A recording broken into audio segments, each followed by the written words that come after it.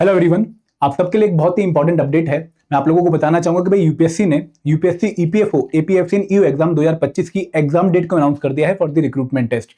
जैसा कि आप लोग जानते हैं कि भाई इस बार आप लोगों का कंबाइंड रिक्रूटमेंट टेस्ट होने वाला है for the post of APFC and EO. और काफी बच्चे वेट कर रहे थे कि सर एग्जाम डेट क्या होगी, कब यूपीएससी अनाउंस करेगा।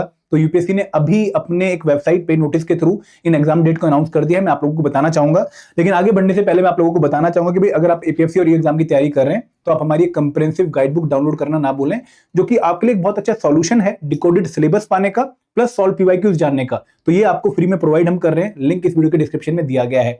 और दोस्तों अब हम आते हैं हमारी वीडियो पे, जहां पर मैं आप लोगों को बताना चाहूंगा कि भाई एपीएफसी की 74 वैकेंसीज और ईओ की 156 वैकेंसीज की जो नोटिफिकेशन थी वो 29 जुलाई 2025 को यूपीएससी ने अपनी वेबसाइट पे रिलीज करी थी। और काफी बच्चे इस एग्जाम की प्रिपरेशन में जुट गए थे, बट नोटिफिकेशन में कहीं भी एग्जाम डेट को मेंशन नहीं कर रखा था कि कब एग्जाम कंडक्ट होगा। तो काफी बच्चे कंफ्यूज होते कि सर कब एग्जाम कंडक्ट हो सकता है। हमने बच्चों को बताया कि भाई एक्सपेक्टेड एग्जाम डेट 30 नवंबर 2025 हो सकती है। हमें काफी सूत्रों से पता लगा था, बट वो क्रेडिबल नहीं थे। और काफी बच्चे कह रहे थे कि सर एग्जाम शायद दिसंबर में भी हो सकता है, कि कुछ लोग जो है रूमर फैला रहे हैं एग्जाम जनवरी में भी हो सकता है, कुछ लोग बता रहे हैं।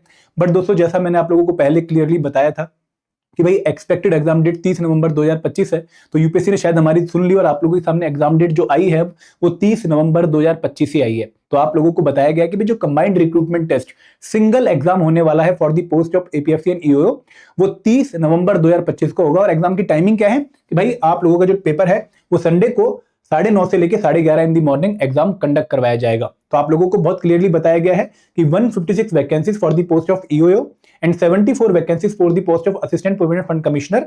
इनका जो एग्जाम है combined recruitment test that will be conducted on 30 November 2025 from 9:30 AM to 11:30 AM। And दोस्तों आप लोग ये जानते ही ऑलरेडी कि भाई पेपर ऑफलाइन मोड में होता है, pen and paper based test है, जहां पर आप लोगों को फिजिकल पेपर मिलेगा, ओएमआर शीट होगी, आपको राइट आंसर ओएमआर शीट में मार्क करना है, सबमिट करके ओएमआर शीट पेपर लेके घर आ जाना है। तो यहां पर ये आपको क्लियरली मेंशन किया गया है।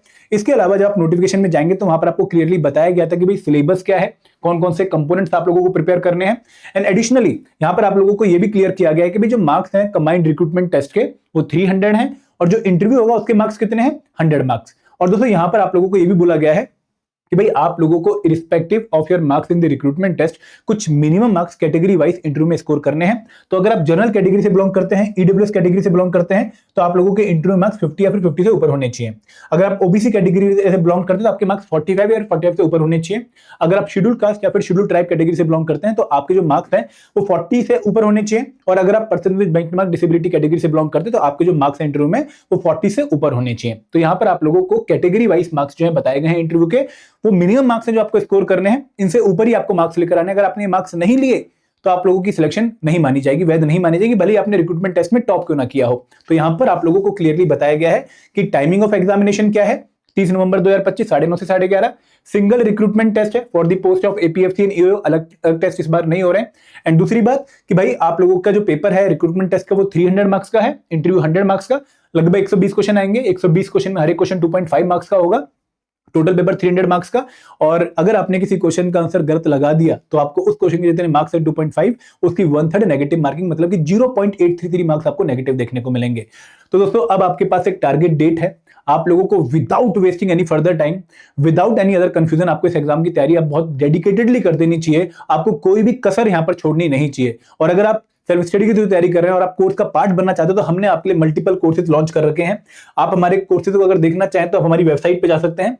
हमारी वेबसाइट पे जाके आप लोगों को ईपीएफओ के कोर्स पेज पे आपको बहुत सारे कोर्सेज दिखेंगे, जहां पर अगर आप बिगिनर हैं तो आपके लिए बेस्ट कोर्स रहेगा लाइव क्रैश कोर्स, जहां पे लाइव क्लासेस 1 सितंबर से स्टार्ट हो चुकी हैं। और आप लोग इसके थ्रू 28 अक्टूबर तक हर एक कंपोनेंट के मोस्ट इंपोर्टेंट सिलेबस टॉपिक्स अच्छे से कवर कर पाओगे। अगर आप ऑलरेडी यूपीएससी या फिर किसी और एग्जाम की तैयारी कर रहे हैं, ठीक है, जहां पे आपने जीएसएन क्यूआरई प्रिपेयर कर लिया लेकिन आपके स्पेशल कंपोनेंट्स प्रिपेयर नहीं हुए हैं, तो आप इस कोर्स में एनरोल कर सकते हैं, जहां पर आप स्पेशल कंपोनेंट्स की कंप्रेहेंसिव प्रिपरेशन कर पाएंगे। और अगर आप हर एक कंपोनेंट की कंप्रेहेंसिव प्रिपरेशन करना चाहते हैं तो आप हमारे मास्टर कोर्स में आ सकते हैं। और अगर आप टेस्ट सीरीज कब ज्वाइन करिए, अगर आपने एक बार सिलेबस कंप्लीट कर लिया और आप एक अच्छी रिवीजन और प्रैक्टिस करना चाहते हैं तो ये चारों कोर्सेज आपके पास अवेलेबल हैं। इस कोर्स पेज का लिंक आपको इस वीडियो के डिस्क्रिप्शन में मिल जाएगा। तो अब आपके पास सॉल्यूशन भी है, आप जिसको फॉलो करके एग्जाम में अच्छा परफॉर्म कर सकते हैं। तो दोस्तों मैं यही कहूंगा कि भाई हमारे पास जो अगले 86 के आसपास डेज हैं। हमें हर दिन को इस तरीके से जो है परस्यू करना है, इतनी मेहनत करनी है हमें हर दिन, ताकि इस एग्जाम में हम फ्लाइंग कलर्स के सक्सेसफुल रहें और हम यूपीएससी का इंटरव्यू दें और हम अपने आगे या तो APFC assistant provident fund commissioner या फिर इन्फोर्समेंट ऑफिसर, अकाउंट ऑफिसर का टैग लगवा लें, क्योंकि ये मौके बार बार नहीं आते हैं। और दोस्तों, this is the golden opportunity जो आप में से हर एक बच्चे को अच्छे से भुनानी चाहिए। Thank you very much. जय हिंद, जय भारत।